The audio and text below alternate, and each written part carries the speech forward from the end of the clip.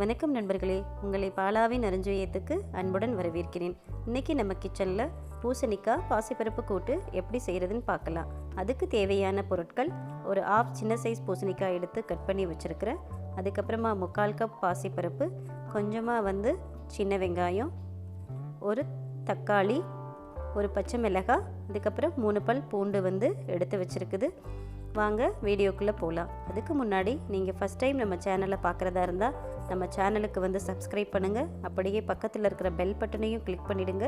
அப்போ தான் நான் போடுற வீடியோ உங்களுக்கு தவறாமல் வரும். இப்போது பூசணிக்காயை தோல் சீவிட்டு நம்ம பொடியாக கட் பண்ணி வச்சுருக்கிறோம். அது கூடவே தக்காளியும் பொடியாக கட் பண்ணி வச்சாச்சு. வெங்காயம் உரித்து 2ஆக கட் பண்ணி வச்சுருக்கு. பச்சை மிளகாய் கட் பண்ணி வச்சுட்டாச்சு. அதுக்கப்புறம் 3 பல் பூண்டு உரித்து வச்சாச்சு.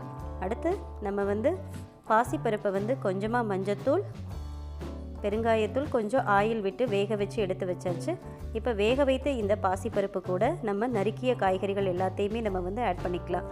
முன்னாடி நான் வெங்காயம் ஆட் பண்ணிக்கிறேன். பச்சை மிளகாய் ஆட் பண்ணியாச்சு. இப்போ தக்காளி சேர்க்கிறேன். தக்காளி சேர்த்துட்டு நம்ம லைட்டாக ஒரு கிளறி விட்டுடலாம்.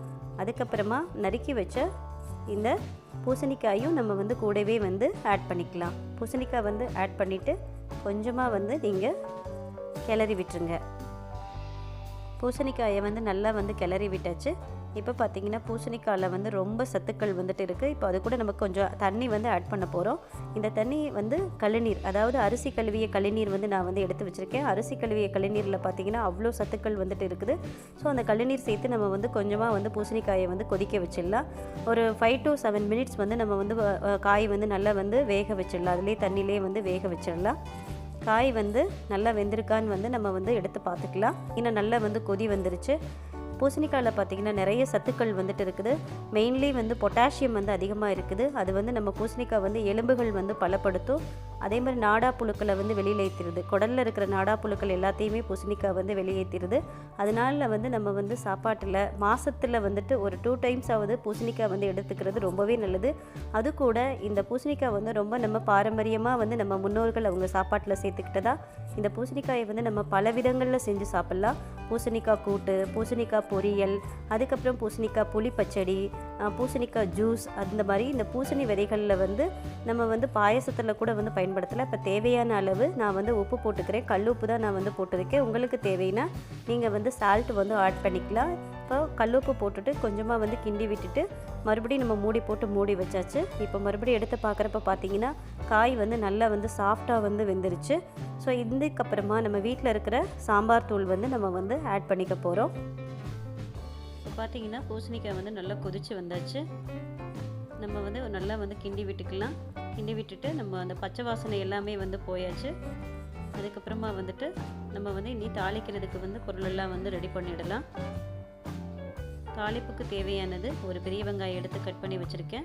ஒரு வரமிளகாய், அப்புறமா கொஞ்சமாக கருவேப்பிலை எடுத்து வச்சுருக்கிறேன். இனி அடுப்பில் கடாய் வச்சுட்டு தேவையான அளவு எண்ணெய் விட்டுக்கலாம். ஒரு ஸ்பூன் அளவுக்கு எண்ணெய் விட்டுக்கிறங்க, போதுமானது.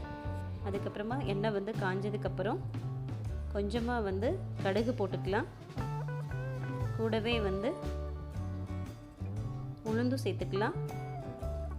அதுக்கப்புறம் கொஞ்சம் ஜீரகம் போட்டுக்கலாம். இல்லை கடுகு ஜீரகம் வெடிச்சதுக்கப்புறமா நம்ம ஒரு வரமிளகாய் கிள்ளி போட்டுக்கலாம்.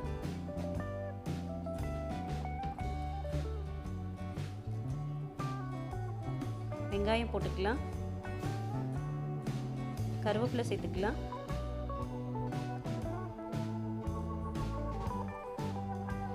கருவேப்பிலை சேர்த்துட்டு நல்லா கிண்டி விட்டுக்கிடுங்க.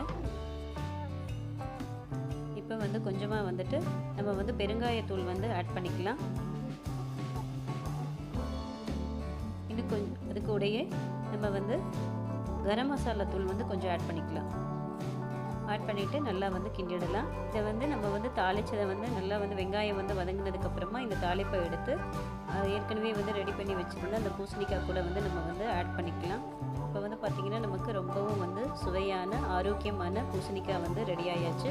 இந்த பூசணிக்காய் நம்ம முன்னோர்கள் அவங்க உணவில் சேர்த்துக்கிட்டது தான். அதை நம்மளும் சேர்த்துக்கலாம். நல்லா வந்து கிண்டி விட்டுருங்க. இப்போ நம்ம ஆல்ரெடி எடுத்து வச்ச 3 பல் பூண்டை வந்து நல்லா தட்டிட்டு அது கூட வந்து நம்ம வந்து சேர்த்துக்கலாம்.